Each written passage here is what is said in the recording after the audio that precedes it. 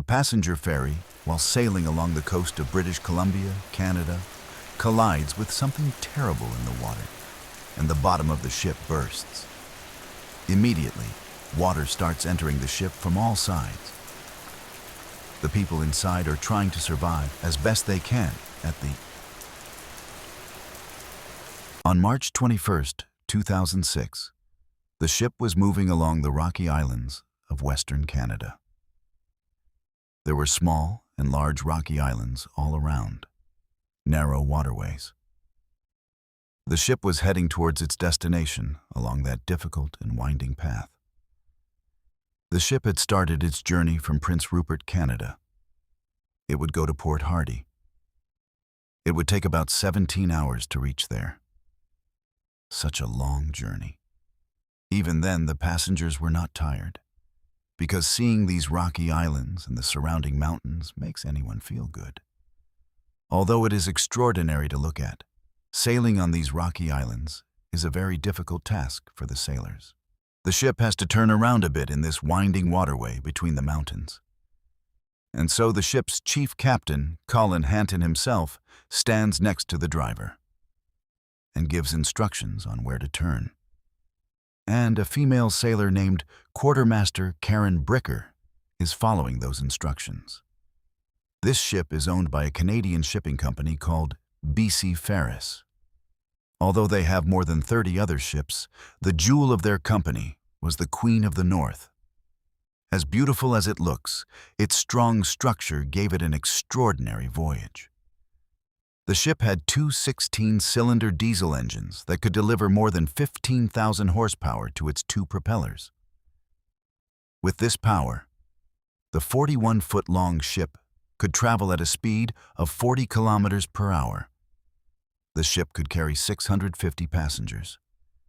But on that trip, a total of 101 people, including passengers and crew, were on board the ship. All were out for spring break.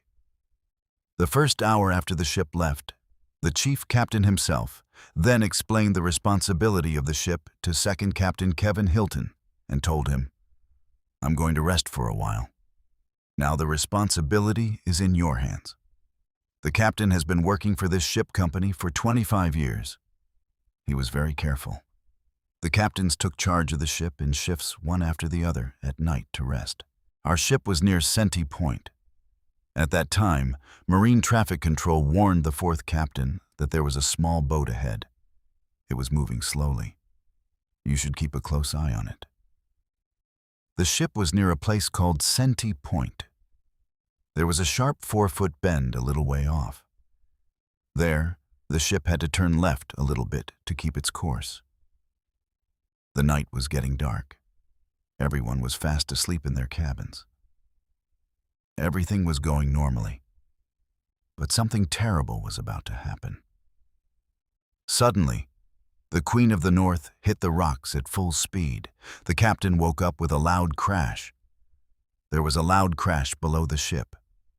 Second Captain Hilton ran to the bridge and saw that the ship was moving at full speed. He reversed the throttle to slow the ship down, but it was too late. The ship's speed did not slow down, and by that time, the bottom of the ship had burst.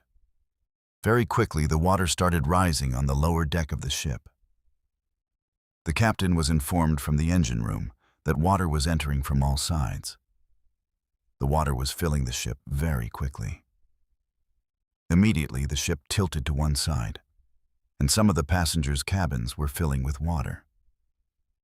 The chief captain realized that it was not possible to save the ship, so he had to warn the passengers immediately. But the captain's heartbeat had stopped. He could not speak. Still, he picked up the microphone and announced that everyone on the ship should leave everything personal and come quickly to the Master Lifeboard Station Deck 7. On the other hand, Second Captain Hilton Marine informed Traffic Control that we are water rising on the ship. We need help quickly.